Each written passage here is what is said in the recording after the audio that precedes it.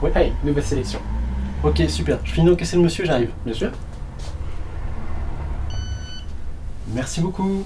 Alors, c'est parti.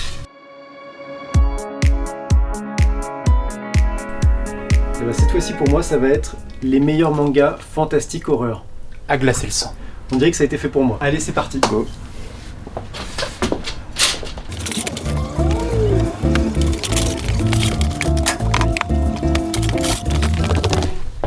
Ah, Alors du coup, qu'est-ce que tu nous as pris de eh ben, beau? écoute, j'espère déjà, je tiens à dire, je suis content parce que c'est un genre que j'affectionne particulièrement. Du coup, je me suis fait plaisir. J'espère que tu m'en voudras pas. Non, je ne pense pas. Du coup, on va commencer donc avec mon premier choix en matière de manga fantastique horreur. Bon, je pense que vous en doutez tous. J'ai choisi les adaptations de Lovecraft par Gutanabe, paru aux éditions Kiun. Pourquoi j'ai choisi cette série? Tout simplement parce que déjà la collection est magnifique esthétiquement. Les livres sont en reliure un peu faux cuir. C'est hyper agréable au toucher, ça fait un peu carnet Moleskine.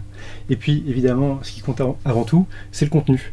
Ça adapte l'œuvre d'un géant de la littérature fantastique horreur du début du XXe siècle, donc H.P. Lovecraft.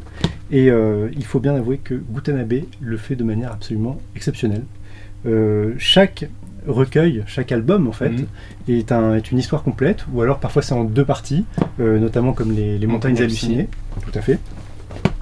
Et le dessin est extrêmement froid, était totalement immergé dans la terreur qui habite les personnages de chacune de ces histoires. Ce qui est sûr, c'est qu'après avoir fini la lecture des adaptations de Gutanabe, je peux te dire que tu n'as qu'une envie, c'est de découvrir toute l'œuvre de Lovecraft. Donc ça, vraiment, conseil primordial en matière de fantastique horreur. Pas mal. On enchaîne avec un maître de l'Eroguro.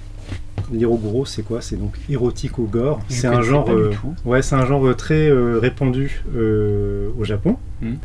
Et en l'occurrence, il s'agit de l'île Panorama de celui qui est communément appelé Maruo. C'est l'histoire en fait de deux amis, deux étudiants, qui ont une ressemblance particulièrement frappante. L'un des deux est extrêmement riche et va mourir. Eh bien, son ami va tout simplement prendre sa place et donc hériter de sa fortune pour bâtir ce qu'il appelle une île panorama, une île absolument sublime. Et ce qui est formidable, c'est que Maruo a un style graphique hallucinant, de finesse, de délicatesse, et en même temps c'est particulièrement vénéneux. Et je trouve que ça colle parfaitement avec... Dans le genre où il y a vénéneux, où il y a... Ah oui, il y a des scènes un peu... Ouais, c'est assez malsain, mais c'est extrêmement bien dessiné. Bon, il y a des scènes pour les moins de 18 ans, on va les passer, n'est-ce pas? Oui, donc ça s'adresse vraiment à un lectorat adulte. Voilà, moi je suis très fan de l'œuvre de Maruo, et je vous conseille en particulier celui-ci pour rentrer dans son monde. Et le dernier, je reconnais cette couverture. On finit avec Spirale de Junji Ito, le grand classique de cet autre maître du fantastique horreur japonais. Et là, c'est l'histoire de deux adolescents qui vivent dans une ville maudite, dans laquelle tous les habitants, même les voitures, tout en fait se change petit à petit en spirale. Ces deux adolescents vont tout faire pour échapper à cette malédiction. Et voilà, c'est un immense classique à découvrir absolument. Pour l'avoir lu, je me souviens du malaise que j'ai eu quand je l'ai lu au fur et à mesure. Mais c'est à la fois malaisant et fascinant. Exactement. Voilà.